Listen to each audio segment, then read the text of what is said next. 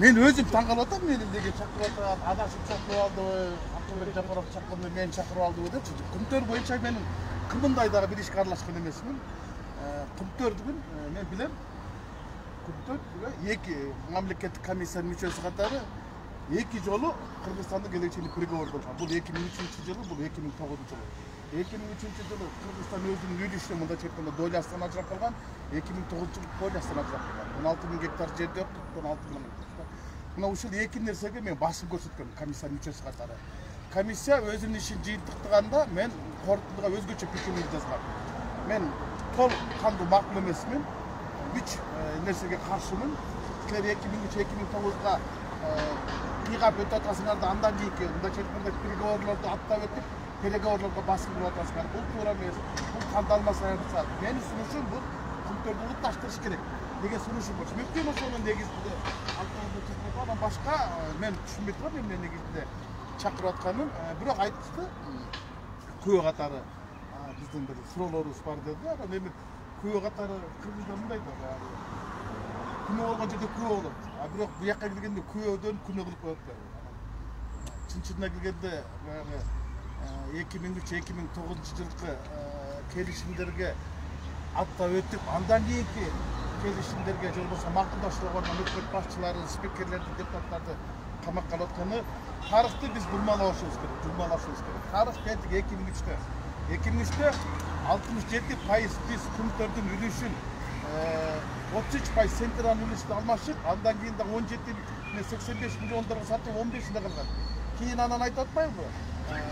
Центра бизге добровольно передала 16% Франция деп алдап бекер бербейт. 16% берген акция Центрада, бирок 16.000 гектар жерде алган. 40 тонна алтын запасы менен. Мына ошол эки нерсе өзгөчө болгон. Анан кийин аз келгенсеп ошол 2009-жылы Конституциялык палатанын чечими менен бекитилген. Мында чеккенде Күмтөргө жаңы конституция жазып берип койгон. Андан кийин ал жака кийлигиш кыйын болчу. Анан эми азыр менин жалгыз эле пикирим ушул болчу. Соттошот турган болсок, соттошкула, бирок аягында коштошоюк. Бирок достошобуз десең бул болбойт. Бара турган болсок, аягына чейин улутташтырыш керек деген пикирди жазып калтырган болчу. Анан башка эмне негизи чакырып атканын мен таптакыр түшүнгөн жокмун.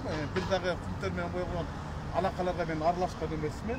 2003-2009-жылдары мен ал кездерде оппозициялык эстерди жетектеп, караманча каршы болуп келгем. Анан башка жагдай болушу мүмкүн эмес.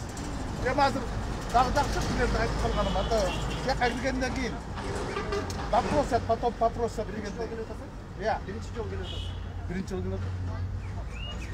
Сизди камакка коюп. Мен камангандан коркпойм. Мен камактан коркпойм, мен арам тамактан коркпойм. Анан эми элдин баарын камай бергенде. Камай турган адамдар толтура. Ошол 2003-2009-да. Анан бирок азыркы камоолордун бардыгы мындай да, мисалы, мурдагы баш мыйзамда экоцид деген бар болчу. Экоцид деген бул экологияны таптап жок кылган кылмыш иши, алардын мөөнөтү эскирбейт эч качан. Аларга жайып кылбайт деген болчу да. Ошо менен Күмтөргө качкан адамдардын баары жокко тапшырып. Ал азыр жаңы баш мыйзамда каралган жок. Демек азыркы камоолордун бардыгы 6 айда жинестип бар, мөөнөт кетип бар. 2012-жылы болгон келишимдердин бардыгы. Алардын бардыгы 6 айдан кийин эскиргендигине байланыштуу мөөнөт эскирген. Азыр камактандарга чыгып кетти. Дагы кайсы депутаттар туруп качатылган эмеспи?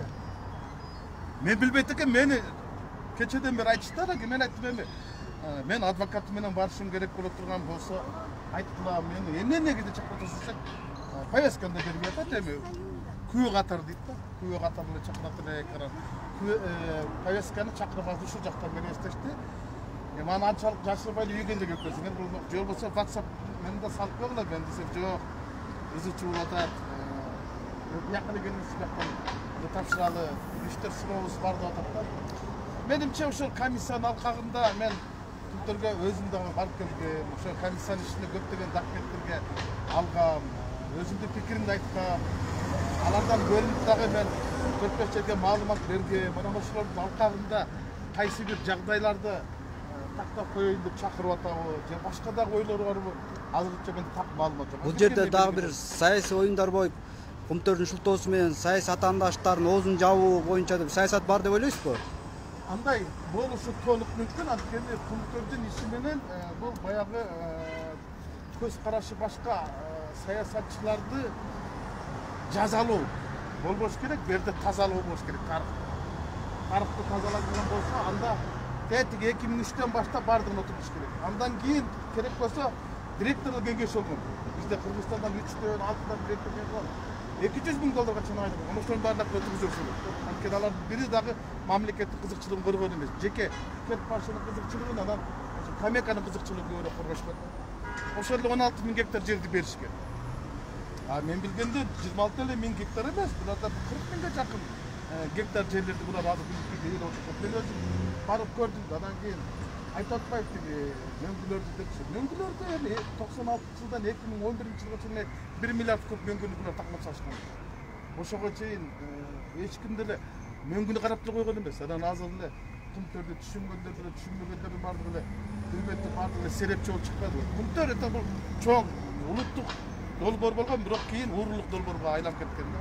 Анткени биздин бийлик башындагы мурдагы президент премьерлердин баардыгы ошол жака кирген. Анан азыр эми улутташтырган болбойт деп атпайбы? Эгер бул жол менен мен ойлоп атам, азыркы өкмөттүн аракети ушул жол менен барып, анан кийин улутташтырууга өтүш керек. Башкача биз утулабыз. Анан азыр жок, биз соттошобуз, анан Акылбек Самоч айткандай кайтадан ЗАГС баралык, девичий фамилияда айтып атпайбы, бул жыландын башын кыртып да. Андай болсо комиссия мындай корутундур эмнеге чыгарды? Миллиарддаган иш менен сотко не берди? Бул жерде көп нерселер бар. Мындай утуруп калуу коркунучтар да бар. Анткени сотко бергенде мамлекеттик орган берсе болмок, бизде жеке адамдар берип койду. Ушул жагында болот. Экинчиден 2009-жылкы, 2017-жылкы келишимдер бар да, аларды бузуш үчүн негиздер деле жок. Мен көрбөй турам да. Өтө кыйналып калышыбыз мүмкүн. Ошон үчүн мен жалгыз гана сунушум болгон. Биз бир гана улутташтырганда, конституцияга карап улутташтырганда гана утабыз. Башка жол жок, уталбайбыз. Деп ошол өзгөчө Рахмат.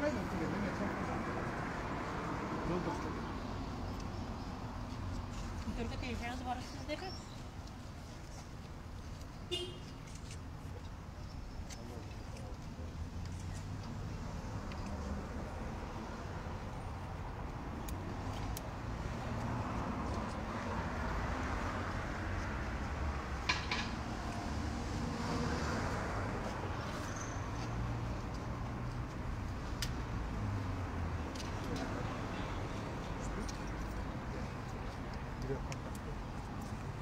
Мына азыр мен келдим. Назар Рыскелчиновичти жогорку кеңештин депутатын күбө катары ККМга чакыртыптыр, повестканы келгенден кийин берет деген ойлорун айтышыптыр. Эмне себептен чакырган азырынча белгисиз болуп атат. Мына Рыскелчинович кирип баратат ККМга. Мен сен неме, булар эгер неме ала турган болсо, күбө катардан башка кине отурган болсо сени алып кетсин.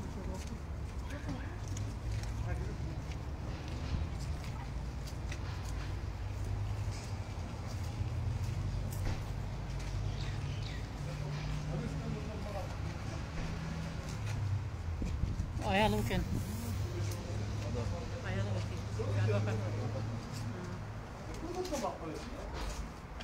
Повестканы берем бой полностью, я кабинет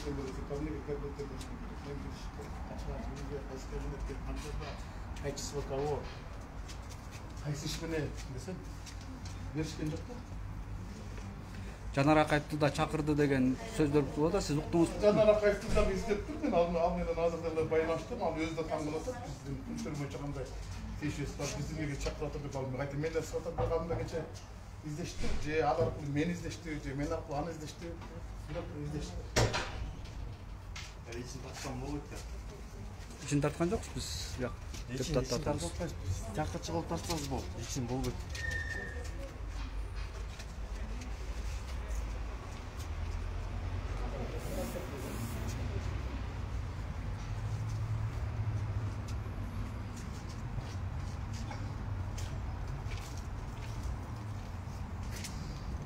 Марат жөнбөдүр жок беле? Маратты көргөн жокмун.